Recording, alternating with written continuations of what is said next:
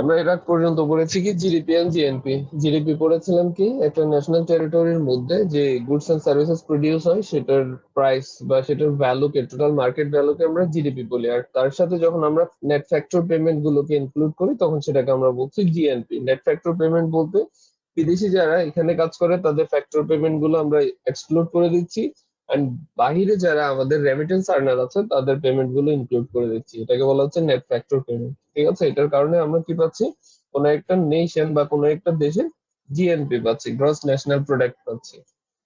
আজকে হচ্ছে personal income. এখন পার্সোনাল ইনকাম প্রথমে আমরা অ্যাগ্রিগেট লেভেলে চিন্তা করি। ফার্স্ট অফ অল একটা ইকোনমিতে যতগুলো গুডস এন্ড সার্ভিসেস প্রডিউস হচ্ছে অথবা হচ্ছে আমার যতটুকু ন্যাশনাল ইনকাম ক্রিয়েট হচ্ছে সেখান থেকে সোশ্যাল সিকিউরিটি কিছু কন্ট্রিবিউশন আমাদের কিন্তু চলে যায়। মানে সামাজিক উন্নয়ন খাতে কিছু ব্যয় ব্যয় আমাদের ন্যাশনাল লেভেলে হয়ে থাকে, তাহলে ওই পার্টটা কিন্তু ন্যাশনাল ইনকাম থেকে এক্সক্লুড হয়। দেন যে সমস্ত কর্পোরেশনস বা বিজনেসেস গুলো আছে তাদের কিন্তু একটা হিউজ অ্যামাউন্ট বিজনেস বা কর্পোরেট ট্যাক্স প্রোভাইড করতে হয়। স্যার এরপরে হ্যাঁ বলেন। স্যার আপনি মনে হয় স্লাইড 7 টা পড়াননি। এটা পড়ায়নি? না স্যার, আপনি লাস্ট ক্লাস হচ্ছে জিডিপি আর জিএনপি করেই শেষ করে দিয়েছিলেন। আচ্ছা, এই যে net factor payment from abroad, এটাই তো বললাম যে the net factor income from abroad is the difference between factor income received from abroad by normal residents of Bangladesh for rendering factor services in other countries. On the other hand, the factor incomes paid to foreign residents for factor services rendered by them in the domestic territory. এখন এটার মানে তো কিছুক্ষণ আগে বললাম যে আমাদের এখানে যারা বিদেশিরা কাজ করে তাদের পেমেন্ট গুলো আমরা কিন্তু তাদেরকে যখন পে করি তারা সেটা তাদের নিজস্ব দেশে নিয়ে চলে যায়, তাহলে এটা আমাদের জিডিপি থেকে তখন এক্সক্লুড হয়।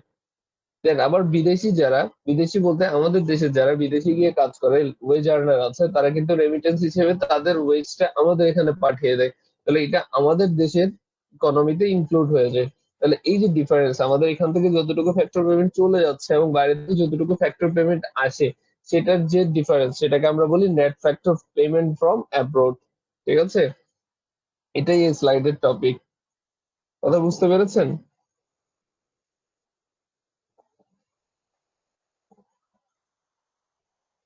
নেট ফ্যাক্টর পেমেন্ট কি বুঝতে পেরেছেন কিনা আপনারা? জি স্যার। Yes, sir. ওকে, তাহলে এই নেট ফ্যাক্টর পেমেন্টের মধ্যে কি কি থাকতে পারে? নেট কম্পেনসেশন টু এমপ্লয়িজ, এমপ্লয়িজদেরকে যে টাকা পয়সা দেওয়া হচ্ছে সেটা হতে পারে। ধরেন কোন আমরা শুধুমাত্র যে ওয়েজ আর্নার হিসেবে রেমিটেন্স কালেক্ট করি বা রেমিটেন্স এখান থেকে চলে যাচ্ছে এরকম কিছু না। বিদেশিরা কিন্তু বাংলাদেশে ইনভেস্ট করে, ঠিক আছে, ক্যাপিটাল ইনভেস্ট করতে পারে, তারা কোনো অর্গানাইজেশনে থাকতে পারে, ডিফারেন্ট ডিফারেন্ট ওয়েতে তারা কিন্তু এখান থেকে আর্ন করতে পারে। সিমিলার ওয়েতে বাঙালি কিন্তু বিদেশি গিয়ে এভাবে আর্ন করতে পারে। তাহলে এর বেসিসে রেন্ট পেতে পারে, ইন্টারেস্ট পেতে পারে বা অন্য কোনো ভাবে সে কিন্তু টাকাটা আর্ন করতে পারে। যেমন কি এখানে একটা 2 নম্বর অপশনে দেখেন লাইন দেওয়া আছে, income from entrepreneurship that is profits and dividends. তাহলে এখান থেকে কোনো বাঙালি যদি বাইরে গিয়ে ব্যবসা করে তাহলে কিন্তু সে প্রফিট এন্ড ডিভিডেন্ড পাচ্ছে, সে যদি শেয়ার মার্কেটে ইনভেস্ট করে টাকা পাচ্ছে। এই সবগুলো কিন্তু বাংলাদেশের ইকোনমিতে আলটিমেটলি অ্যাড হবে। সিমিলার ওয়েতে বিদেশি যারা বাংলাদেশে ইনভেস্ট করে, ধরেন এখানে জায়গা হতে পারে বা অন্য বড় বড় যে প্রতিষ্ঠান যারা কিন্তু বিদেশি বাট এখানে এসে ইনভেস্ট করছে, তারা কিন্তু তাদের প্রফিটটা তাদের দেশে নিয়ে যায়, তাহলে এই পার্ট গুলো এক্সপ্লোর হয়ে যাবে।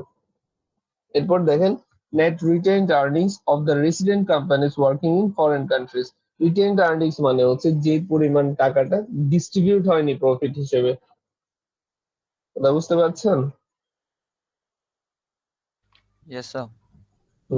তাহলে এই সবগুলো পার্ট হচ্ছে আবার নেট ফ্যাক্টর পেমেন্টের মধ্যে আসবে। তাহলে একদম সহজ করে যদি আমি বলি, ধরেন বিদেশিরা বাংলাদেশে কাজ করে ধরেন $50 বিলিয়ন নিয়ে যাচ্ছে এখান থেকে, আবার বাঙালিরা বাইরে থেকে কাজ করে ধরেন $60 বিলিয়ন নিয়ে আসছে, তাহলে এই যে 10 বিলিয়ন আমরা এক্সট্রা পাচ্ছি এটাই আমাদের নেট ফ্যাক্টর পেমেন্ট, এটাই আমার ইকোনমিতে অ্যাড হবে।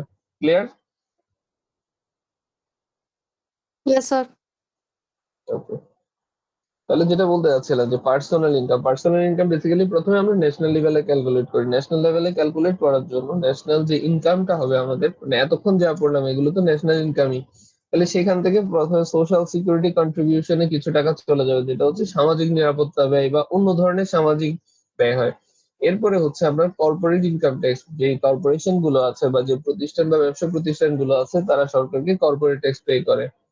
এর পরবর্তীতে আনডিস্ট্রিবিউটেড কর্পোরেট প্রফিটস, কিছুক্ষণ আগে যে রিটেইনড আর্নিংস এর কথা বললাম, যে এই আর্নিংস গুলো কোনো ফ্যাক্টরের কাছেই পৌঁছায়নি, সেই আর্নিং কিন্তু ন্যাশনাল ইনকামে ইনক্লুড হবে না, তাহলে সেটাও আমাদের বাদ দিয়ে দিতে হবে।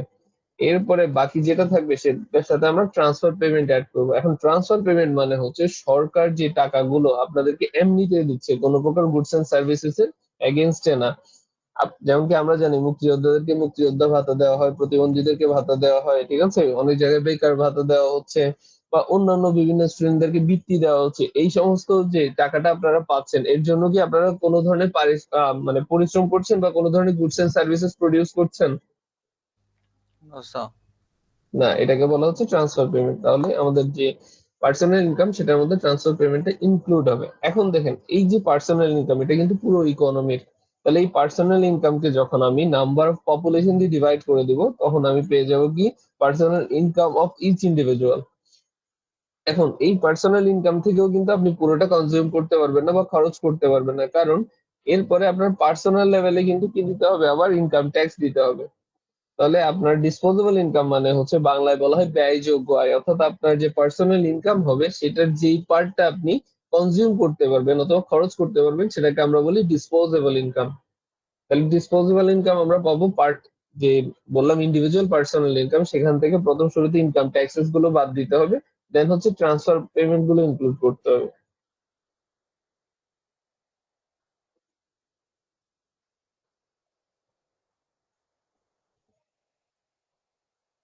বুঝতে পেরেছেন?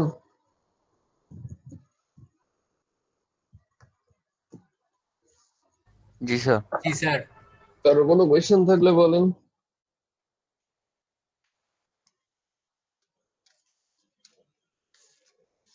কারো কোনো কোয়েশ্চেন রিগার্ডিং?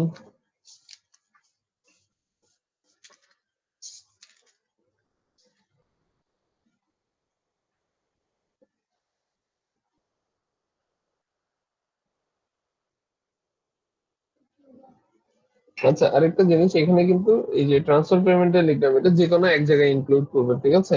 আমরা উপরের এই পার্টটা থেকে বাদ দিয়ে দিই, দুইবার ইনক্লুড করলে সমস্যা। আমরা একবার ইনক্লুড করবো সরাসরি ডিসপোজেবল ইনকাম। ওকে,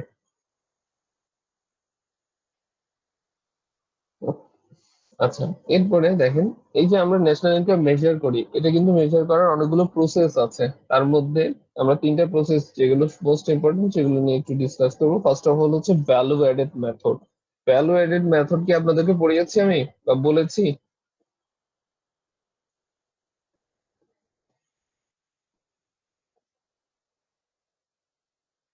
না স্যার। না স্যার, এটা আচ্ছা, পড়ানো। তাহলে দেখেন ভ্যালু এডেড মেথড বলতে যখন আমরা কোনো একটা গুডস এন্ড সার্ভিসেস প্রডিউস করি, সেইটার যতটুকু অ্যাডিশনাল ভ্যালু জেনারেট করে সেটাই শুধুমাত্র আমরা ন্যাশনাল ইনকাম ইনক্লুড করবো। সাপোজ ধরেন আপনি 100 টাকার তুলা কিনে নিয়ে আসলেন, ঠিক আছে, এই তুলা দিয়ে আপনি বানালেন সুতা, এখন ওই সুতার প্রাইস দাঁড়াচ্ছে 120 টাকা। আমরা একটা দেখি নতুন স্লাইড নিই।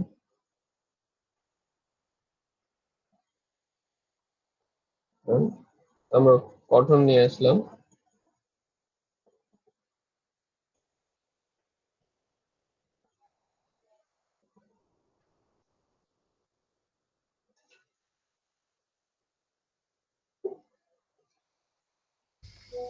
ধরেন আমরা কটন কিনলাম 100 টাকা, ঠিক আছে, এই কটন ইউজ করে আমরা থ্রেড বানালাম। এখন থ্রেডে ধরেন 150 টাকা হলো থ্রেডের প্রাইস। এই থ্রেড ইউজ করে আমরা ধরেন ফেব্রিক্স বানালাম বা হচ্ছে কাপড় ক্লদিং বানালাম। ক্লদিং লিখে ক্লথ, তাহলে ধরেন এটার প্রাইস দাঁড়াচ্ছে 200 টাকা।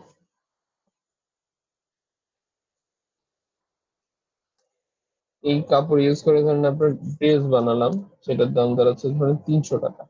এখন একটু খেয়াল করেন তো, আমরা যখন থ্রেডের কথা বলছি, সুতার কথা, এই সুতার দামের মধ্যে কি তুলার দাম ইনক্লুডেড না? Yes sir. আবার দেখেন যখন আমরা ক্লথের কথা বলছি, কাপড়ের মধ্যে কি তুলা এবং সুতা দুইটার দামই ইনক্লুডেড কিনা? Exactly sir. আবার ড্রেসের মধ্যে বাকি তিনটের দামই ইনক্লুডেড। এখন আপনি যদি প্রত্যেকটাকে আলাদা আলাদা ভাবে কাউন্ট করেন, তাহলে দেখা যাবে কাউন্টে কত হচ্ছে, 150, 250, 550, 850। তাহলে ন্যাশনাল ইনকাম ক্যালকুলেশনে বেশি দেখা যাচ্ছে কিনা? Yes sir. কারণ আমরা একই জিনিস বারবার বারবার ক্যালকুলেট করছি। আমরা যখন থ্রেড, ক্লথ, ড্রেস এবং কটন সবগুলোর দাম পুরোটা হিসাব করব, তখন কিন্তু ন্যাশনাল ইনকামে আমার একটু সমস্যা হতে পারে বা হচ্ছে ওভার এস্টিমেশন হতে পারে। এই জন্য আমরা ভ্যালু এডেড মেথড ইউজ করি। দ্যাট মিনস হচ্ছে প্রোডাকশনের ইচ লেভেলে যতটুকু এডিশনাল ভ্যালু জেনারেট হবে আমরা শুধুমাত্র ততটুকুই নিব। দ্যাট মিনস আমার প্রথম শুরুতে 100 টাকা ছিল ভ্যালু, এটা আমরা নিব। এরপরে থ্রেড লেভেলে যখন গেলাম সেকেন্ড স্টেজে প্রোডাকশনের, তখন কিন্তু আমাদের 50 জেনারেট হচ্ছে, ভ্যালু জেনারেট হচ্ছে কত, 50। তাহলে আমরা এখানে শুধুমাত্র 50 ক্যালকুলেট করব। তারপরের লেভেলে এডিশনাল ভ্যালু জেনারেট হচ্ছে কত, তাও 50, আমরা এখানে শুধু 50 নিব। তারপরের লেভেলে এডিশনাল ভ্যালু জেনারেট হচ্ছে 100। দ্যাট মিনস হচ্ছে আমরা টোটাল যে ভ্যালু জেনারেট করলাম সেটা হচ্ছে 100 plus 50 plus 50 plus 100। That means হচ্ছে 200 এডিশনাল, 300, সরি 300। বুঝতে পারছেন?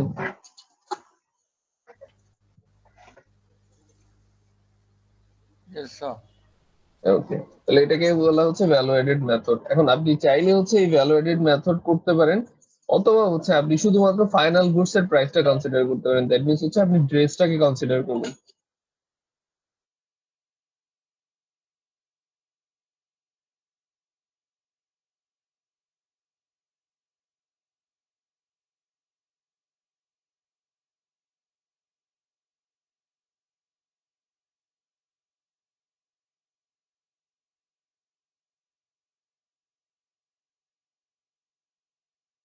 তো মাথায় রাখবেন, আমি যখন সুতাটা ইউজ করছি সুতা হিসেবে, তখন কিন্তু কাপড় বানানো হচ্ছে না। সুতা দিয়ে ধরেন কোনো কিছু বাঁধলাম আমি, তখন ওই সুতাটা হবে ফাইনাল প্রোডাক্ট, তখন আমি ওইটার প্রাইসটা ইনক্লুড করবো। বুঝতে পেরেছেন? Yes, sir. Okay. তাহলে আশা করি ভ্যালু এডেড মেথড ক্লিয়ার। তাহলে এখানে কিছু জিনিসপত্র আমি লিখেছি, আপনারা একটু পড়তে পারেন। একটু পড়েন কি লিখেছি ভ্যালু এডেড মেথডে।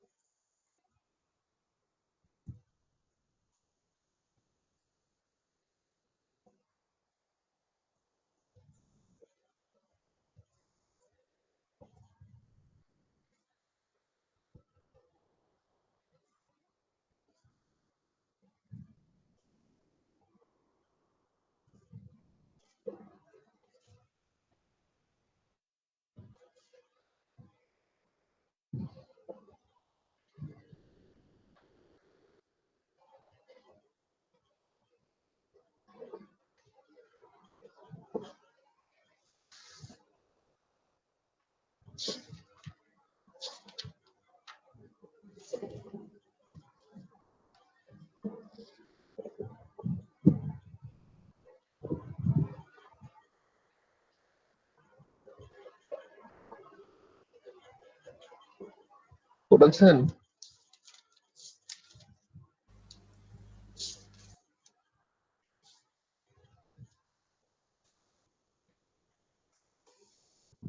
পড়েছেন এই পার্ট গুলো?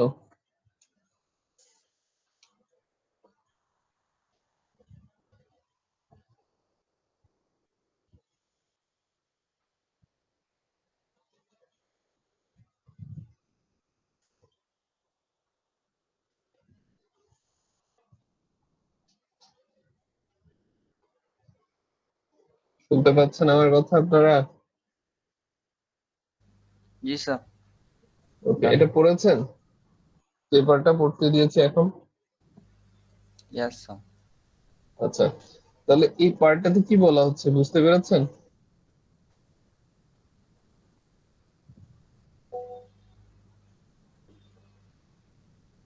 এই পার্টটাতে বেসিক্যালি বলা হচ্ছে আমরা টোটাল ইকোনমিকে অনেকগুলো সেক্টরে ডিভাইড করে ফেলি। সেক্টর বলতে এখানে আমাদের এখানে টোটাল 18 সেক্টর আছে, economic sector, like agriculture, fishing, mining, construction, manufacturing, trade and commerce, transportation and communication and other service গুলোর মিলে আমরা টোটাল 18টার মতো বা 19টার মতো আমাদের ইকোনমিক সেক্টর আছে। এই সেক্টর গুলোকে প্রথমে আলাদা করে ফেলি, দেন এই সেক্টর গুলো এডিশনালি কতটুকু নেট ভ্যালু জেনারেট করছে সেটা আমরা ক্যালকুলেট করি। ক্যালকুলেট করার পরে দেন সবগুলো ভ্যালুকে আমরা অ্যাকুমুলেট করে আমাদের ভ্যালু এডেড মেথডে ন্যাশনাল ইনকামটা ক্যালকুলেট করি।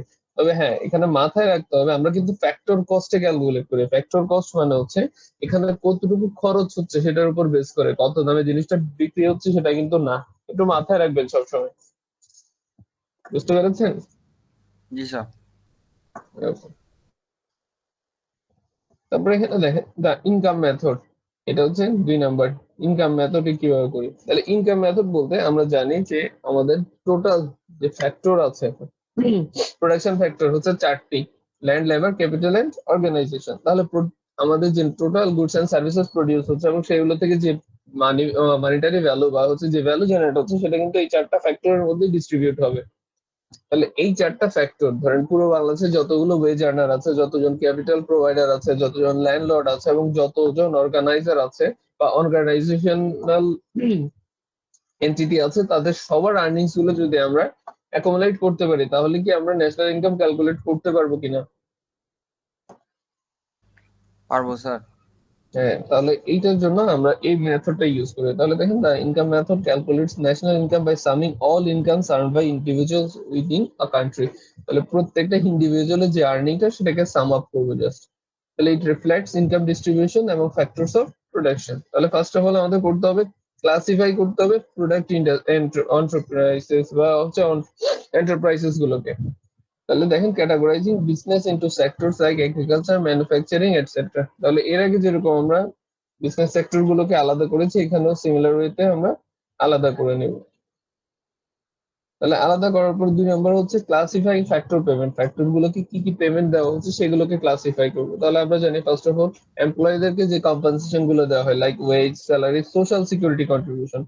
সোশ্যাল সিকিউরিটি কন্ট্রিবিউশন বলতে ওয়েজের পাশাপাশি তাদের কিন্তু অন্যান্য যে সুবিধাগুলো দেওয়া হচ্ছে সেটার কথা বলা হচ্ছে। কারণ আপনাদেরকে হয়তো চিকিৎসা ভাতা দিতে পারে, আপনাদেরকে টিএ দিয়ে বা গাড়ি ভাড়া দিতে পারে, মোবাইল খরচ দিতে পারে ইত্যাদি। তাহলে এই সমস্ত কিছু কোথায় ইনক্লুড হবে? আপনার এমপ্লয়ীদের যে কম্পেনসেশন বা ইনকাম সেটাতে ইনক্লুড হবে। 2 নাম্বার হচ্ছে যারা কি প্রোভাইড করে, ল্যান্ড প্রোভাইড করে বা হচ্ছে আপনার রয়্যালটিস চিনেন আপনারা, শুনেছেন কখনো?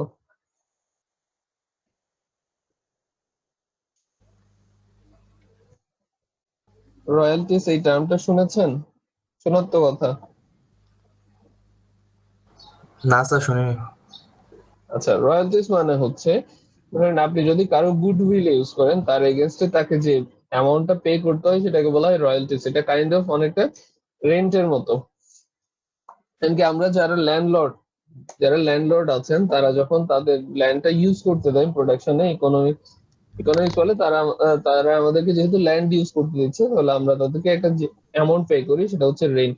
সিমিলার ওয়েতে যখন কেউ তার গুডউইল আমাদেরকে ইউজ করতে দেয় তার এগেনস্টে তাকে যে টাকাটা দেওয়া হয় সেটা হচ্ছে রয়্যালটিস। এমনকি বাংলাদেশে যে ধরেন পিজা হাট আছে, কেএফসি আছে, এগুলো কি এগুলো কি বাংলাদেশি কোম্পানি, নেটিভ কোম্পানি? না স্যার। এগুলো কিন্তু বাইরের কোম্পানি বাংলাদেশি বিভিন্ন মানুষজনের ফ্র্যাঞ্চাইজি ক্রয় করছে, ঠিক আছে, তাদের নামটা ইউজ করে তাদের প্রোডাক্টটা প্রডিউস করছে এবং ব্যবসা করছে। তাহলে এর জন্য কি কেএফসি, পিৎজা হাট এদেরকে তাদের পে করতে হচ্ছে না একটা অ্যামাউন্ট? সেটাই স্যার। এটাকে বলা হচ্ছে রয়্যালটিস, ঠিক আছে, সুনামের এগেনস্টে। কারো গুডউইল যদি আপনি ইউজ করেন তার এগেনস্টে তাকে যে পেমেন্টটা করে থাকেন সেটা হচ্ছে রয়্যালটিস। তাহলে এটা হচ্ছে রেন্টের সিমিলার একটা জিনিস। এরপর হচ্ছে ইন্টারেস্ট। যারা ক্যাপিটাল প্রোভাইড করবে তাদেরকে ইন্টারেস্ট দিতে হবে, তাহলে ওই ইন্টারেস্ট আমরা ক্যালকুলেট করবো। দেন হচ্ছে প্রফিট গুলো, যারা হচ্ছে অর্গানাইজেশনে আছে তারা কিন্তু প্রফিট পেয়ে থাকে। প্রফিট গুলো ডিফারেন্ট ডিফারেন্ট ক্যাটাগরি হতে পারে, লাইক ডিভিডেন্ডস হতে পারে, আনডিস্ট্রিবিউটেড প্রফিট হতে পারে, কর্পোরেট ইনকাম ট্যাক্স হতে পারে। এগুলো কিন্তু আলাদা আলাদা করে আমরা ক্যালকুলেট করবো। এখন দেখেন কর্পোরেট ইনকাম ট্যাক্স কিন্তু আমাদের এক্সক্লুড হবে, এই জন্য আমাদের ক্যালকুলেট করতে হচ্ছে, প্রফিট থেকে এটা বাদ দিয়ে দিব, ঠিক আছে।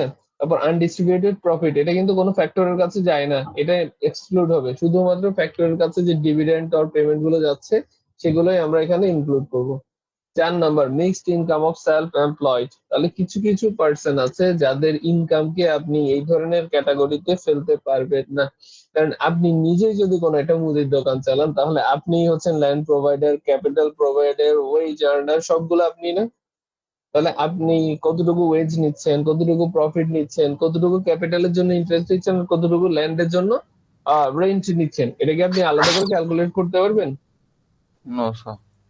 তাহলে এদেরকে বলা হয় মিক্স ইনকাম সেলফ এমপ্লয়েড। এদের ক্ষেত্রে আমরা করি কি তাদের টোটাল আর্নিংটা ইনক্লুড করে নিই, ঠিক আছে। তাহলে তাহলে স্যার যতটুকু এক্সপেন্স তো বলেন। কমে যাবে স্যার। এক্সপেন্স কমে যাবে বলতে? মানে স্যার একটা অর্গানাইজেশন যখন রান করব তখন যা ফ্যাক্টরস অফ প্রোডাকশন লাগবে না স্যার? হুম ল্যান্ড লেবার, তাহলে স্যার লেবার থাকবে বাট ল্যান্ডটা কমে যাবে, তাই না স্যার? কেন কেন কমে যাবে? স্যার যদি ল্যান্ডটা নিজের হয় আর কি, ইন কেস। হুম, হ্যাঁ, ল্যান্ডটা নিজের হয় ঠিক আছে, বাট এই ল্যান্ডটা যে আপনি ইউজ করছেন এটা কিন্তু আপনি আপনার ওই যে এক্সপেন্সে ইনক্লুড করবেন না। তবে ইকোনমিক্স চিন্তা করে আর কি এইভাবে। এখন ধরেন একজন মুদির দোকানদার তো এত কিছু চিন্তা করে না, আচ্ছা আচ্ছা। ঠিক আছে? মুদির দোকানদার করবে কি, সে ব্যবসা করছে তার জিনিসপত্র দিয়ে, ধরেন সে তার ল্যান্ড ইউজ করছে, সে তার ক্যাপিটাল ইউজ করছে, এগুলো ইউজ করে সে একটা নেট প্রফিট জেনারেট করছে, সে কিন্তু ওই নেট প্রফিটটাই দেখাবে। জি স্যার। এজন্য এগুলোকে মিক্সড ইনকাম সেলফ এমপ্লয়েড বলা হয়। Okay sir. এরপরে দেখেন আমাদের ফ্যাক্টর পেমেন্ট গুলো কি করতে হবে, মেজার করতে হবে। ফ্যাক্টর পেমেন্ট বলতে land, labour, capital and entrepreneurship থেকে যে ইন্ডিভিজুয়াল অ্যামাউন্ট পে করা হচ্ছে, প্রত্যেকটা সেক্টর ওয়াইজ এগুলোকে আলাদা আলাদা করে আমার করতে হবে। ধরেন পুরো বাংলাদেশে যতগুলো ল্যান্ড লর্ড আছে বা যতজন ল্যান্ড ওনার আছে তারা কি পরিমাণ রেন্ট পাচ্ছে সেটা সামেশন, যতজন ক্যাপিটাল ওনার আছে তারা কি পরিমাণ ইন্টারেস্ট পাচ্ছে সেটা সামেশন, যতজন হচ্ছে আপনার লেবার আছে তারা কি পরিমাণ ওয়েজ পাচ্ছে সেটা সামেশন, দেন হচ্ছে অর্গানাইজেশনে যে পরিমাণ মানুষজন আছে বা এন্টারপ্রেনিউর আছে তাদের যে ইনকাম বা প্রফিটের যে শেয়ার তারা পাচ্ছে সেটা সামেশন। এই সবগুলো যোগ করলে আমরা পাবো কি, factor payments in individual sector. Clear? তারপর এই সবগুলোকে আমরা করব কি, অ্যাড করব সামিং সেক্টরাল ইনকাম। এই সেক্টরাল ইনকাম গুলো অ্যাড করব। অ্যাড করার পরে এবার দেখেন calculating domestic factor income, summing income across all sector. আমার দেশের মধ্যে বা ন্যাশনাল টেরিটরির মধ্যে যতগুলো ফ্যাক্টর ইনকাম হচ্ছে সেগুলো আমি এবার যোগ করে পেয়ে গেলাম। এখন দেখেন ফিফথ স্টেপের পরে কি আমরা কমপ্লিট করতে পারবো ন্যাশনাল ইনকাম মেজারমেন্ট?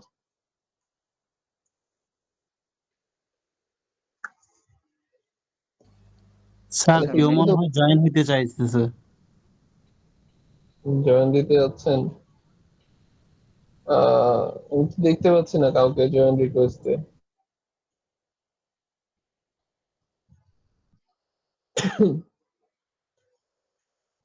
যেটা বলতে চাচ্ছিলাম আপনাদেরকে যে এখানে 5 নাম্বার যেটা সেটা হচ্ছে ক্যালকুলেটিং ডোমেস্টিক ফ্যাক্টর ইনকাম। তার মানে হচ্ছে একটা ইকোনমির মধ্যে বা একটা ডোমেস্টিক টেরিটরিতে যে পরিমাণ ফ্যাক্টর ইনকাম হচ্ছে সেগুলো সামেশন।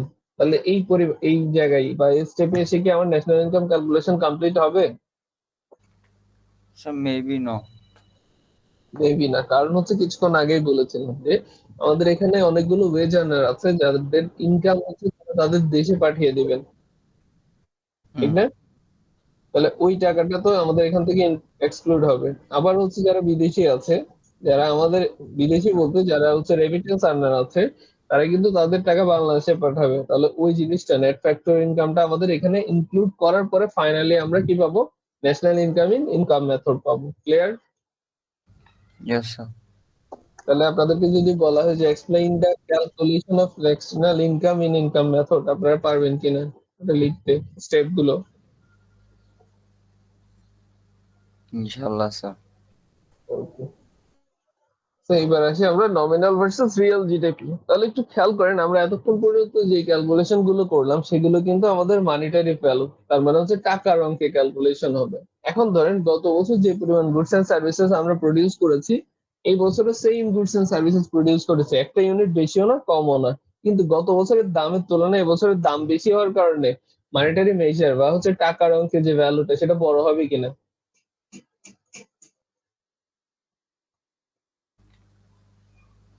স্যার হতে পারে স্যার। কারণ গত বছর 1000 ইউনিট প্রডিউস করলাম, এই বছরে 1000 ইউনিট প্রডিউস করেছি, গত বছর যে প্রাইস ছিল তার থেকে এই বছরের প্রাইস বেশি। তাহলে ক্যালকুলেশনে কোনটা বড় দেখাবে, গত বছরেরটা নাকি এই বছরেরটা? স্যার এই বছরেরটা। কিন্তু ইন দ্য রিয়েল সেন্স আমরা কি বলতে পারি এই বছর আমাদের ইমপ্রুভমেন্ট হয়েছে? না স্যার। না। তাহলে আমাদের এই জন্য আমরা, হ্যাঁ বলেন। স্যার তাহলে ইনফ্লেশন হবে না? ইনফ্লেশন তো হচ্ছে, ওই ইনফ্লেশনটা বাদ দেওয়ার জন্য বেসিক্যালি আমরা রিয়েল জিডিপি ক্যালকুলেশন করি, ঠিক আছে? তাহলে রিয়েল জিডিপি মানে হচ্ছে আমরা কোন একটা বেস ইয়ারের প্রাইসের উপর বেস করে জিডিপিটা ক্যালকুলেট করবো, যেহেতু জিডিপি একটা মানিটারি মেজার। তাহলে একটু খেয়াল করেন এখানে কি লেখা আছে, nominal gross domestic product and real GDP both quantify the total value of goods and services produced in a country in a year. however real GDP is adjusted for inflation, that means হচ্ছে আমরা ইনফ্লেশনটাকে exclude করে দিই, while nominal GDP isn't. Thus real GDP is almost always slightly lower than its equivalent nominal figure. যেহেতু আমরা ইনফ্লেশনকে exclude করে দিচ্ছি, আমরা জানি প্রতি বছর কিন্তু ইনফ্লেশন বাড়ে, ধরেন 5, 10, 15%। যখন আমি এই ইনফ্লেশন পার্টটাকে এক্সক্লুড করব, আমার যে রিয়েল ভ্যালু আসবে সেটা অবশ্যই নমিনাল থেকে ছোট আসবে। বুঝতে পারছেন? It's more accurate picture of a country's economic performance since it can be more easily compared to past figures. তাহলে ধরেন আমরা এটা কিভাবে বের করবো, অথবা আমরা কিভাবে এই জিনিসটাকে এক্সক্লুড করব, যে ইনফ্লেশনটা হচ্ছে সেটাকে এক্সক্লুড করব, তাহলে সেটাকে এক্সক্লুড করার জন্য আমরা এই ফর্মুলা ইউজ করব। তাহলে একটু খেয়াল করেন, আমাদের real GDP is equal to হচ্ছে nominal GDP times base year GDP divided by current year GDP. এখন এই যে বেস ইয়ার জিডিপি আর কারেন্ট ইয়ার জিডিপি, এইটার কাহিনী কি দেখি একটু বলেন তো।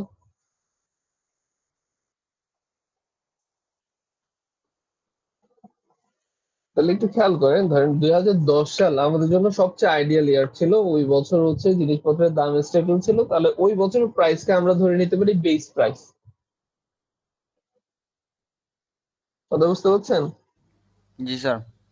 তাহলে ধরেন ওই বছরে দাম ধরেন 100 ধরে নিচ্ছি, ওই দামে আমাদের বর্তমানে যে গুডস এন্ড সার্ভিসেস প্রডিউস হচ্ছে সেটা ক্যালকুলেট করে আমরা বেস ইয়ার জিডিপি বের করলাম।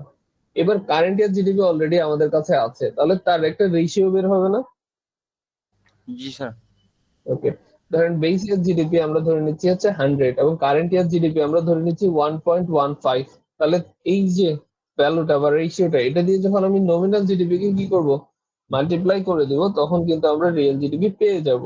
এখন জিডিপি ডিফ্লেটর ভ্যালু গুলো দেওয়া থাকে, ধরেন আমার দেওয়া আছে জিডিপি ডিফ্লেটর ভ্যালু হচ্ছে 1.25। 1.25 দিয়ে বুঝবো কি আমরা, যে আমাদের 25% ইনফ্লেশন হয়েছে। আমার কথা বুঝতে পারছেন?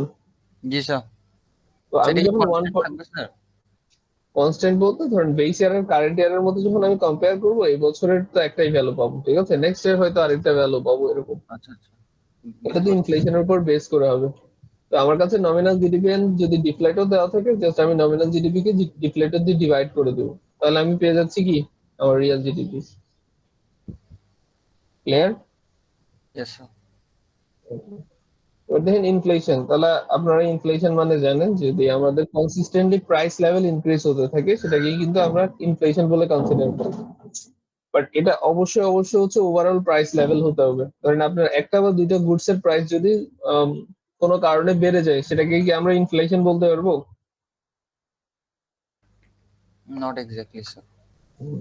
আমাদের ইনফ্লেশন তখনই হবে যখন আমাদের ওভারঅল প্রাইস লেভেলটা ইনক্রিজ হবে, ঠিক আছে?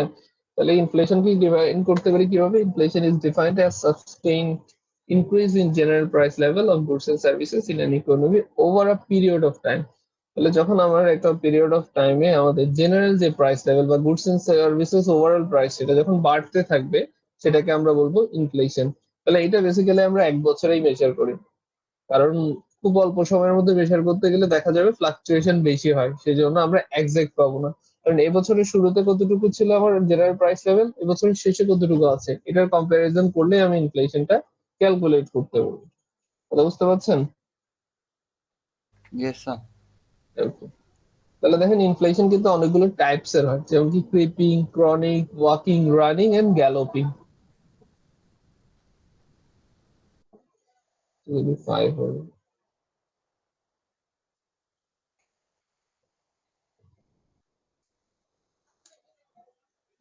আচ্ছা, তাহলে দেখেন ফার্স্ট অফ অল হচ্ছে ক্রিপিং ইনফ্লেশন। এটা হচ্ছে আমাদের জন্য বেটার, কারণ দেখেন creeping inflation also known as a mild inflation or low inflation reflects to that type of inflation when the rise in prices is very low, like that of snail or creeper, ঠিক আছে? তাহলে snail অথবা ক্রিপারের মতো করে যখন অল্প অল্প করে ইনফ্লেশন হবে, তখন সেটাকে আমরা বলি creeping inflation. It is the mildest form of inflation with less than 3% per annum. এটা কেন ইকোনমির জন্য ভালো? ধরেন আপনাকে যদি প্রতি বছর সেম দামে কোনো একটা জিনিস বিক্রি করতে বা উৎপাদন এবং বিক্রি করতে দেওয়া হয়, আপনি কি এটাতে মোটিভেট হবেন প্রোডাকশনটা ইনক্রিজ করার জন্য বা আপনার ব্যবসাকে গ্রো করার জন্য? না স্যার। তাহলে আপনার যদি প্রতি বছর সামান্য অল্প অল্প করে দাম বাড়ে, তাহলে কিন্তু আপনি মোটিভেট হবেন। এই জন্য মাইল্ড যে ইনফ্লেশন বা হচ্ছে ক্রিপিং ইনফ্লেশন, এটা ইকোনমির জন্য ভালো, এটা হচ্ছে একটা গুড সাইন। কারণ যারা প্রোডিউসার আছে তারা কিন্তু এতে মোটিভেট হবে যে তারা আগের থেকে বেটার পজিশনে যাচ্ছেন এবং তারা গুডস এন্ড সার্ভিসেস এর প্রোডাকশন এন্ড সাপ্লাই বাড়াবেন। বুঝতে পারছেন? জি স্যার, তাহলে কি তার মানে স্যার আপনার প্রফিট বেড়ে যাবে? আপনার নমিনাল প্রফিট বাড়বে আর কি। আচ্ছা মানে যখন আমরা নর্মালি প্রফিট জেনারেট করি বা প্রফিট ক্যালকুলেশন করি তখন কিন্তু আমরা ভ্যালু দেখি, ইনফ্লেশন আমরা কনসিডার করি না, আমরা জাস্ট দেখি কত টাকা বেশি পাচ্ছি, দ্যাটস ইট। কথা বুঝতে পারছেন? Yes sir. ওকে, এখন দেখেন আমাদের যদি কোশ্চেন করা হয় যে ইনফ্লেশন একটা ইকোনমির জন্য ভালো নাকি খারাপ, তাহলে আপনাদের উত্তর কি হবে? Creeping inflation. হ্যাঁ, যদি সেটা হয় মাইল্ড অর ক্রিপিং, ঠিক আছে, it's good for the economy. But যদি এটা অনেক বেশি হয়, ঠিক আছে, আপনার র্যাপিডলি মুভ করে, তখন কিন্তু একটা ইকোনমির জন্য সেটা ক্যাওটিক হতে পারে। তাহলে একটু দেখেন, ফার্স্ট সেকেন্ড হচ্ছে ক্রনিক ইনফ্লেশন। তাহলে ক্রনিক ইনফ্লেশন হচ্ছে এই যে ক্রিপিং ইনফ্লেশন যেটা বলা হবে, এটা যদি পারসিস্টেন্ট হয়, ঠিক আছে, সেটাকে আমরা বলি ক্রনিক ইনফ্লেশন। দেখেন, creeping inflation persist for a longer period of time, then it is often called as chronic or secular inflation. It is called chronic because if an inflation rate continues to grow for a longer period without any downturn, which may possibly lead to hyperinflation. প্রতি বছর যদি 3% করে বাড়ে তাহলে কিন্তু এটা একটু ঝামেলা আছে। আমার কথা বুঝতে পারছেন? Yes sir. দেখেন কোনো ধরনের ব্রেকডাউন নেই, ইনফ্লেশনটা কমছে না, প্রতি বছর পারসিস্টেন্টলি সে 3% করে বা 5% করে বেড়ে যাচ্ছে, তখন কিন্তু সমস্যা হতে পারে। এই ধরনের প্রবলেমকে বলা হয় ক্রনিক ইনফ্লেশন। ঠিক আছে, অনেকটা পেট ব্যথার মতো। আচ্ছা, যাই হোক, তারপর হচ্ছে ওয়াকিং অর ট্রটিং ইনফ্লেশন। 3% থেকে যদি ইনফ্লেশনটা বেশি হয় এবং সিঙ্গেল ডিজিটে থাকে, লাইক লেস দেন 10%, তখন সেটাকে আমরা বলি ওয়াকিং ইনফ্লেশন।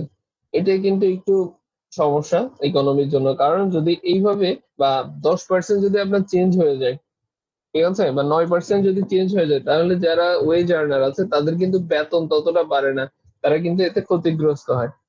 কারণ আপনার ওয়েজ বা স্যালারি সেম আছে বাট জিনিসপত্রের দাম বেড়ে যাচ্ছে, তাহলে আপনার জন্য পার্চেজিং পাওয়ারটা কমে যাচ্ছে না? Exactly sir. হ্যাঁ, তো এই ধরনের ইনফ্লেশন তখন হচ্ছে এই ধরনের ওয়েজ আর্নার বা স্যালারি আর্নার যারা আছে তাদের জন্য একটু সমস্যা হয়। এরপরে হচ্ছে রানিং ইনফ্লেশন। এখান থেকে হচ্ছে এটা রেড সিগন্যাল। তাহলে তাহলে রানিং ইনফ্লেশনটা কি?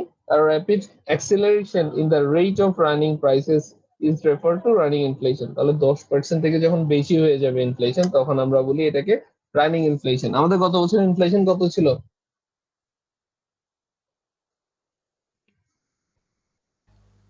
বলতে পারেন? স্যার 23 এরটা মনে আছে স্যার। কত 23 তে কত ছিল? আমি স্যার বেসিক্যালি দেখছিলাম ফার্স্ট টাইমে 10 পয়েন্ট সামথিং, বাট ওকে, পরে কত কত? বলেন পরে। পরে স্যার আবার চেঞ্জ হয়েছে, ওটা আমার খেয়াল নেই স্যার। গত বছর ছিল 9.97%, এরকম কিছু, ঠিক আছে। এটা হচ্ছে inflation, but general price level বাড়ে বা সিপিআই, যেটা কনজিউমার প্রাইস ইন্ডেক্স বলি, মানে ভোক্তা দ্রব্য মূল্য বেড়েছে 30% গত বছর, ঠিক আছে। আমরা যে regular day to day consumption করি ওই ধরনের গুডস এন্ড সার্ভিসেস এর প্রাইস বেড়েছে 30%। আস্তাগফিরুল্লাহ। আচ্ছা, এরপরে দেখেন গ্যালোপিং ইনফ্লেশন। তাহলে গ্যালোপিং ইনফ্লেশন হচ্ছে সবচেয়ে খারাপ। এই ইনফ্লেশন হলে একটা ইকোনমি বলতে গেলে দেউলিয়া হয়ে যায়, ব্যাংক্রাফট হয়ে যায়, যেমন কি শ্রীলঙ্কা। একটু পড়লে এটা বুঝতে পারবেন। ফার্স্ট অফ অল দেখেন, যদি কোনো জায়গায় ইনফ্লেশন 1000% পর্যন্ত পৌঁছে যায়, তখন এটাকে আমরা বলি কি গ্যালোপিং ইনফ্লেশন। তার মানে একটা 100 টাকার জিনিস কত টাকা হয়ে যাচ্ছে 1000% যদি ইনক্রিজ হয়।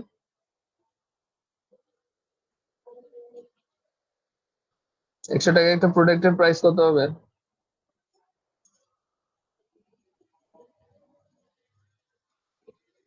বলতে পারবেন কেউ?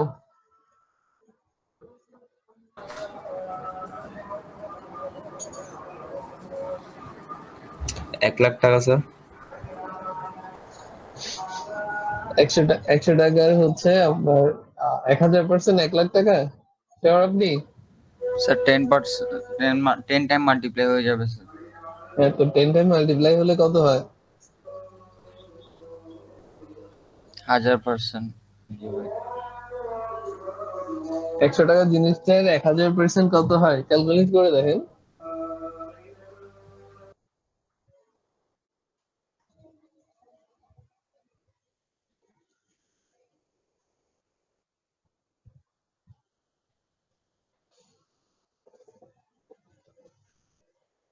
কত দাঁড়াচ্ছে? 1000 স্যার। 1000 টাকা, ঠিক আছে। যেমন কি শ্রীলঙ্কাতে রাতারাতি চালের দাম 600 800 এভাবে হয়ে যায় না? তাহলে এটাকে বলা হয় হাইপার ইনফ্লেশন।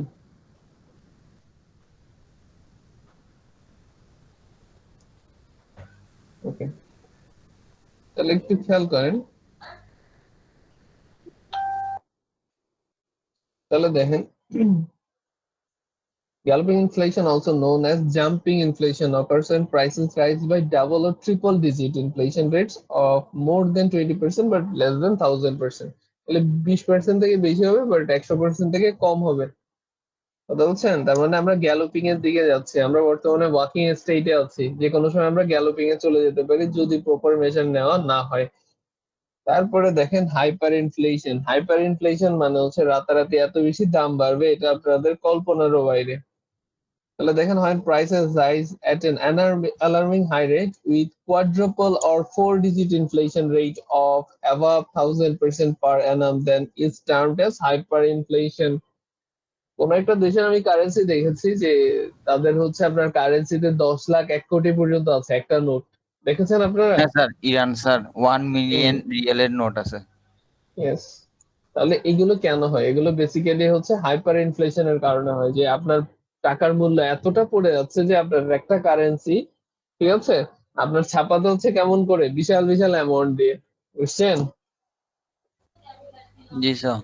তো এগুলো হাইপার ইনফ্লেশনের কারণে হয়। ইরান সম্ভবত নতুন নোট ছাপাচ্ছে। জি স্যার, হ্যাঁ এখন আরো ইমপ্রুভ করতেছে। হ্যাঁ, তাহলে তারা পুরোনো যে কারেন্সি আছে সেটাকে রিমুভ করে, ঠিক আছে, নতুন একটা কারেন্সি আনবে যেটা হচ্ছে ফার মোর স্ট্রং হবে এবং এত বিশাল বিশাল অ্যামাউন্টের নোট তাদের দরকার হচ্ছে না, এরকম। তার মানে আপনি ইরান থেকে বস্তা ভরে যদি টাকা নিয়ে আসেন, বাংলাদেশে এসে দেখা যাবে পকেটে হেঁটে যাবে আপনার। স্যার এই কাজটা কেন করা হয় স্যার? স্যার ইনফ্লেশনটা ঠিক রেখে স্যার ভাঙতি তো রাখতে পারতো না স্যার? ইনফ্লেশনটা ঠিক রেখে ভাঙতি মানে স্যার রেট অফ ইনফ্লেশনটা যদি ঠিক থাকে তাহলে হুম 1500 ওগুলো তো ইউজ করতে পারতো না। ওই কারেন্সি ডিভ্যালুয়েট হয়ে গেছে। একটা জিনিস দেখেন, মানুষের কিন্তু একটা মাইন্ডসেট আছে, সে একবার যখন জিনিসের দাম বাড়ে সেটা কি কমে সহজে? না স্যার। না। তো আপনি ওই কারেন্সির কিন্তু প্রাইসটা আর বাড়াতে পারবেন না, এটা হিউম্যানলি পসিবল না। তো ওরা করতে পারে কি, ওরা করলো এরকম যে 1000, ধরেন আপনার 1 লাখ টাকার একটা কারেন্সি আছে, ঠিক আছে, ওই 1 লাখ টাকার কারেন্সির ইকুইভ্যালেন্ট হচ্ছে আরেকটা কারেন্সি ওরা ইন্ট্রোডিউস করলো যেটার প্রাইস হচ্ছে 1 টাকা। তাহলে দ্যাট মিনস হচ্ছে আপনি যখন ওই 1 টাকার কারেন্সিটা ইউজ করছেন, আপনার মাইন্ডসেট আছে কি, এটা 1 লাখ টাকার সমপরিমাণ ভ্যালু দিচ্ছে আপনাকে। নতুন কারেন্সি এভাবে কাজ করে। বুঝতে পারছি স্যার। তাহলে যখন হচ্ছে আপনার র্যাপিড ইনফ্লেশন হয় তখন সেটাকে আমরা কি বলি, হাইপার ইনফ্লেশন বলি। এটা বেসিক্যালি আসলে পেপার মানির কারণে হয়। আপনারা জানেন ইনফ্লেশন হয় কিন্তু পেপার মানির কারণে। যতদিন না পেপার মানি ইন্ট্রোডিউস হয়েছে তার আগ পর্যন্ত কিন্তু এই ধরনের ইনফ্লেশন ছিল না। হ্যাঁ স্যার, এখন তো স্যার জিম্বাবুয়ে গোল্ড কয়েনের মানি বের করতেছে। কারণ হচ্ছে কি, এই যে ফিজিক্যাল মানি যেগুলো আমরা বলি, ঠিক আছে, এগুলোর মধ্যে পেপার কারেন্সি হচ্ছে উইকেস্ট কারেন্সি অফ অল। কারণ কি, পেপার মানির কিন্তু নিজস্ব কোনো ভ্যালু থাকে না, যার কারণে আপনি যখন এই মানিটা হোল্ড করবেন, ইকোনমিতে প্রাইস চেঞ্জ হওয়া মানে এই মানির পার্চেজিং পাওয়ার কমে যাওয়া। বাট এটার ইনস্ট্যান্ট যদি আপনি কোনো একটা মেটাল ইউজ করেন, ঠিক আছে, ভ্যালুয়েবল মেটাল ইউজ করেন, আপনার প্রাইস চেঞ্জ হলো ওই ভ্যালুয়েবল মেটালের প্রাইস কিন্তু স্টিল কি থাকে, সেটেল অবস্থায় থাকে। কথা বুঝছেন?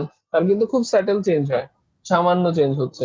কিন্তু এখন যদি গোল্ড কয়েন থাকতো তাহলে আপনারা কি করতেন, জিনিসপত্রের দাম বেড়ে গেলে গোল্ড কয়েনের ভ্যালুটাও তো বাড়ে, মানে বেড়ে যেত, ঠিক না? জি স্যার। তাহলে ইকুয়ালি কি হতো, এটা একটা আরেকটাকে কাউন্টার করতো এবং জিনিসপত্রের দাম কিন্তু আপনার জন্য ঠিকঠাক থাকতো। মার্কেটে দেখা যাচ্ছে জিনিসের দাম বেশি, বাট সেই সাথে হচ্ছে আপনার কারেন্সির ভ্যালুটাও বেশি, তাহলে আর কি আপনার গায়ে লাগতো না। এই জন্য এখন, যেমন কি এখন ডিজিটাল গোল্ড বের হচ্ছে না, এটা হচ্ছে আরো একটা বড় স্ক্যাম। Crypto sir? ক্রিপ্টো না, ডিজিটাল গোল্ডের কথা বলছি। আচ্ছা। ক্রিপ্টো তো অন্য জিনিস, ঠিক আছে, ক্রিপ্টো হচ্ছে জেনারেলি ইউজ করা হচ্ছে না। আর ক্রিপ্টো এত পপুলারিটি পাওয়ার পেছনে কারণ হচ্ছে ব্ল্যাক মানি। বুঝছেন? যারা হচ্ছে ব্ল্যাক মানি হোল্ড করে তারা কিন্তু চাইলে ক্রিপ্টোতে বিশাল বিশাল অ্যামাউন্ট রেখে দিতে পারে। হ্যাঁ স্যার। ক্রিপ্টোর জন্য তো কোনো ধরনের ল নেই এই জন্য। জি স্যার। আচ্ছা, এবার দেখেন কজেস অফ ইনফ্লেশন। ইনফ্লেশনের কিন্তু যতগুলো কজ আছে তার মধ্যে বেসিক কজ বা হচ্ছে সবগুলো কজকে এই দুটো কজের আন্ডারে আমরা নিয়ে আসতে পারি। একটাকে বলা হয় ডিমান্ড পুল ইনফ্লেশন, আর একটাকে বলা হয় কস্ট পুশ ইনফ্লেশন। কথা বুঝতে পারছেন?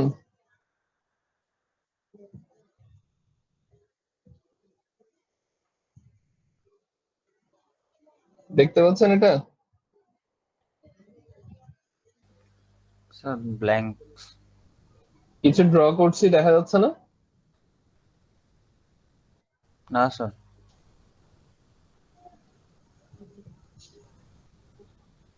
এখন দেখতে পাচ্ছেন? হ্যাঁ স্যার, হ্যাঁ এখন স্যার, দেখা যাচ্ছে। আসতেছে স্যার।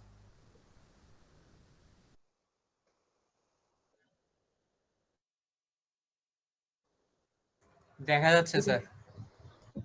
ওকে, তাহলে এটা নরমালি আমাদের মার্কেট ইকুইলিব্রিয়াম না?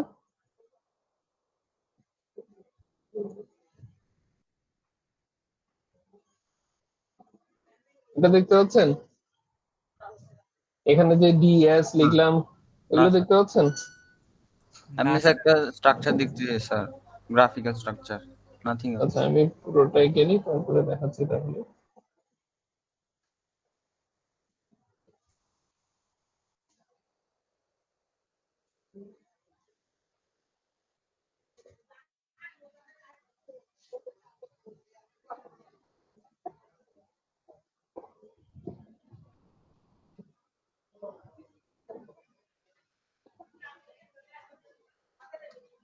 ওকে, এবার দেখতে পাচ্ছেন? হ্যাঁ স্যার, দেখতেছি।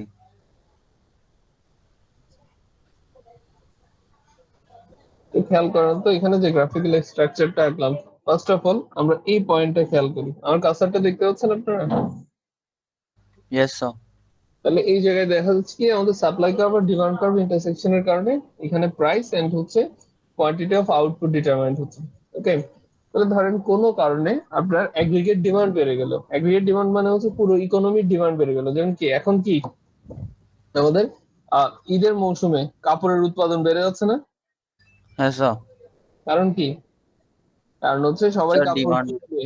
হ্যাঁ, ডিমান্ড বেড়ে যাচ্ছে। তাহলে ধরেন কাপড়ের ডিমান্ড হঠাৎ করে চেঞ্জ হওয়ার কারণে এই যে ডিমান্ড কার্ভ ডি থেকে ডি1 এ শিফট হয়ে গেল। তাহলে এটা সাপ্লাই কার্ভের সাথে এই পয়েন্টের নতুন আরেকটা ইকুইলিব্রিয়াম ক্রিয়েট করে না? Yes sir. তাহলে দেখেন এখন প্রাইসটা কি আগের থেকে বেড়ে যাচ্ছে কিনা? Of course sir. আর quantity of output same. Same. Same কোথায়? আপনি তো বেড়ে না না, যাচ্ছে। আই মিন সেম ভাবে বেড়ে যাচ্ছে আর কি স্যার। হ্যাঁ, বেড়ে যাচ্ছে। তাহলে এই যে প্রাইস লেভেল বেড়ে যাচ্ছে, দেখেন জিনিস কিন্তু সেমই, আপনার গুডস এন্ড সার্ভিসেস কিন্তু সেম জিনিসই প্রডিউস হচ্ছে, সেল হচ্ছে, বাট যেহেতু ডিমান্ড বেশি তার কারণে তার প্রাইস বেড়ে যাচ্ছে। এটাকে বলা হয় ডিমান্ড পুল ইনফ্লেশন। এখন বলেন এই ইনফ্লেশন কি ভালো নাকি খারাপ, আপনাদের কি মনে হয়? স্যার ভালোর জন্যই হবে।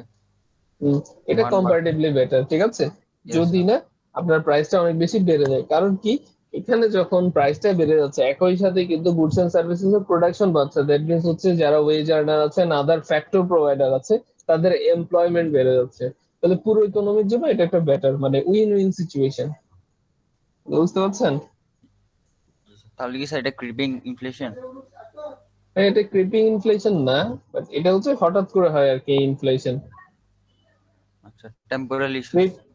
হ্যাঁ, এটা হচ্ছে টেম্পোরারি ইস্যুস। আর ক্রিপিং যে ইনফ্লেশন এটা হচ্ছে পারসিস্টেন্ট হবে, আপনার প্রতি বছর হতে পারে। যেমন কি এই যে ডিমান্ডটা বললাম এটা শুধুমাত্র কিন্তু 1 মাসের জন্য থাকবে। এই এগ্রিগেট ডিমান্ড 1 মাসের জন্য বেড়ে গিয়ে জিনিসপত্র এখন দাম বেশি থাকবে না? ইয়া।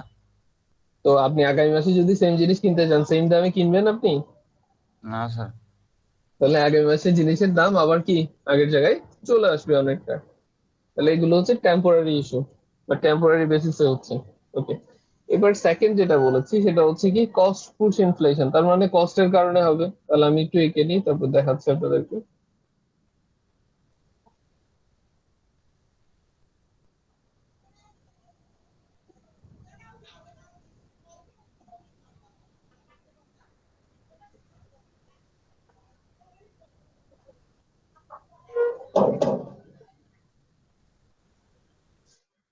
Sir no more today.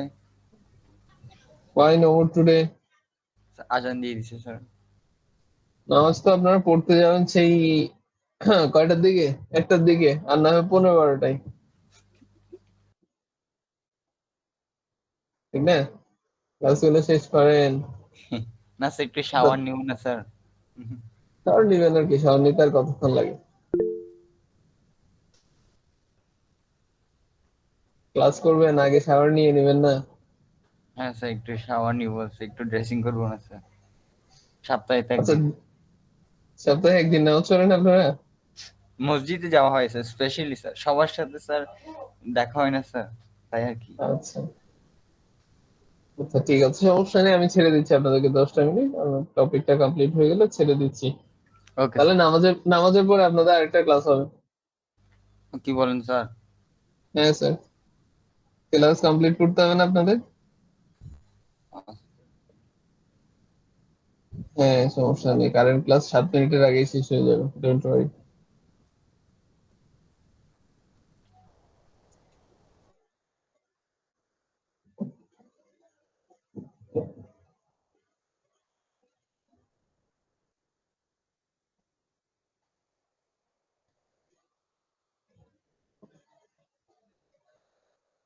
আপনাদের সবগুলো ক্লাস কি শেষ অন্যান্য টিচারদের? স্যার কয়েকটা ছাড়া। তো ওগুলো কিভাবে করছেন, অনলাইনে?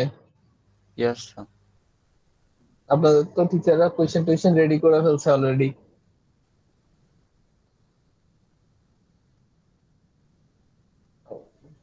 আপনাদের বাকি সবগুলোতে কি 26টা করে ক্লাস হয়ে গেছে? Yes sir. বলেন, এতগুলো ক্লাস কখন করলেন আপনারা?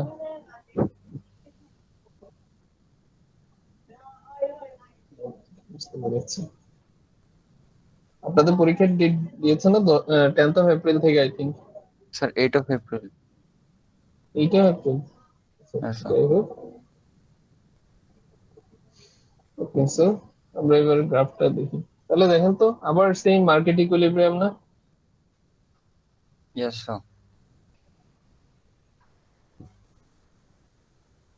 তাহলে একটু খেয়াল করেন, আমাদের এখানে যে মার্কেট ইকুইলিব্রিয়াম আমরা ড্র করলাম, এখানে ফার্স্ট ইকুইলিব্রিয়াম হচ্ছে এই পয়েন্টটা, কার্সারটা যেখানে রেখেছি, যেখানে ইনিশিয়াল ডিমান্ড এন্ড সাপ্লাইয়ের কারণে একটা price and quantity of production পাচ্ছি। এখন ধরেন কোনো কারণে ইকোনমিতে যে প্রোডাকশনের ফ্যাক্টর গুলো আছে সেগুলো, বা হচ্ছে র মেটেরিয়ালস অথবা হচ্ছে এনার্জি বা অন্য কোনো কিছুর দাম বেড়ে গেল, যার কারণে কি হবে, আপনার সাপ্লায়ারদের জন্য প্রোডাকশনের কস্টিংটা বেড়ে যাবে। এখন প্রত্যেকটা সাপ্লায়ার নিজস্ব কিছু বাজেট থাকে যে সে কত টাকা খরচ করবে, তাহলে তার উপর বেস করে যখন র মেটেরিয়ালস এন্ড আদার জিনিসের দাম বাড়বে, সে প্রোডাকশন কমাবে নাকি বাড়াবে?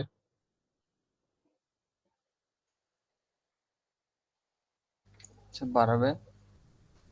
আপনার জিনিসপত্রের দাম যদি বেড়ে যায়, ঠিক আছে, মানে জিনিসপত্র বলতে ধরেন আপনি আহ, জুতা উৎপাদন করেন, ঠিক আছে, লেদারের প্রাইস বেড়ে গেল, তাহলে আপনি কি জুতার উৎপাদন বাড়াবেন, প্রোডাকশন কি বাড়াবেন? না স্যার একটু আপনার কমায় ফেলবো কমাতে স্যার, হবে, কারণ হচ্ছে আপনার আপনার ক্যাপিটালের তো একটা লিমিটেশন আছে, ঠিক না? আপনি কত টাকা ইনভেস্ট করছেন। তাহলে দেখা যাবে যে কোনো কারণে যদি র মেটেরিয়ালস, এনার্জি আর ফ্যাক্টরস অফ প্রোডাকশনের কস্টিং বেড়ে যায়, তখন করে কি সাপ্লায়াররা তাদের সাপ্লাই কমিয়ে দেয়। তাহলে সাপ্লাই যখন কমিয়ে দিচ্ছে, নতুন ইকুইলিব্রিয়াম হচ্ছে এই পয়েন্টটা। তাহলে এই পয়েন্টে দেখা যাচ্ছে কি প্রাইসটা বেড়ে যাচ্ছে, কোয়ান্টিটি অফ প্রোডাকশন কমে যাচ্ছে। এখন বলেন এই ধরনের ইনফ্লেশনটা ইকোনমির জন্য ভালো কিনা?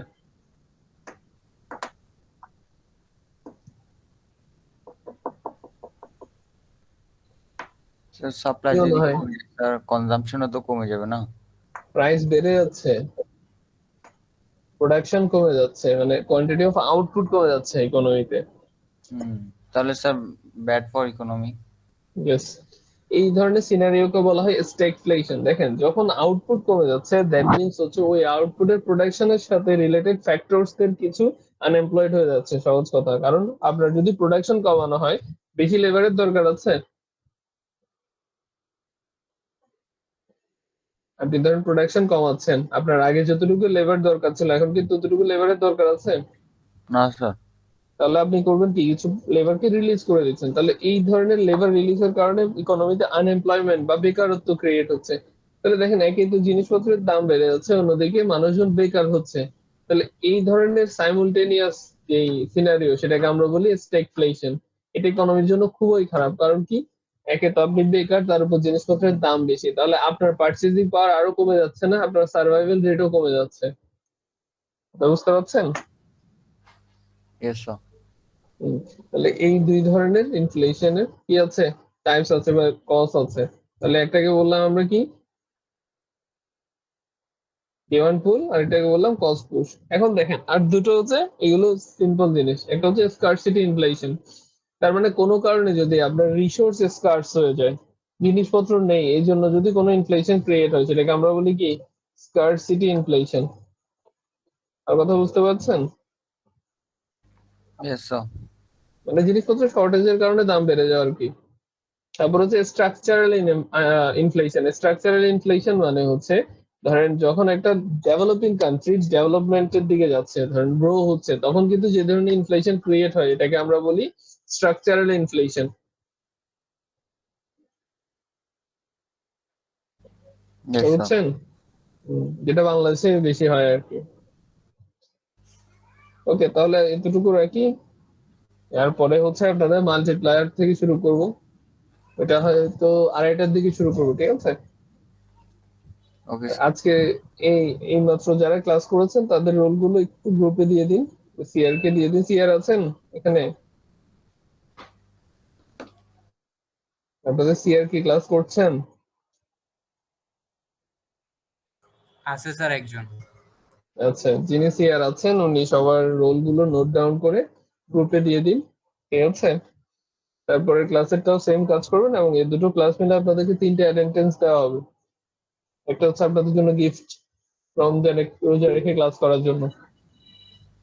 Thank you sir. ঠিক আছে, ঠিক আছে, তাহলে আপনার অ্যাটেন্ডেন্সের কাজটা করে নিন। এখানে টোটাল আই থিঙ্ক 28 জন আছেন আপনারা। 28 বলতে 26 জন আছেন, আমি সহ 28। ঠিক আছে, ওকে, আল্লাহ হাফেজ।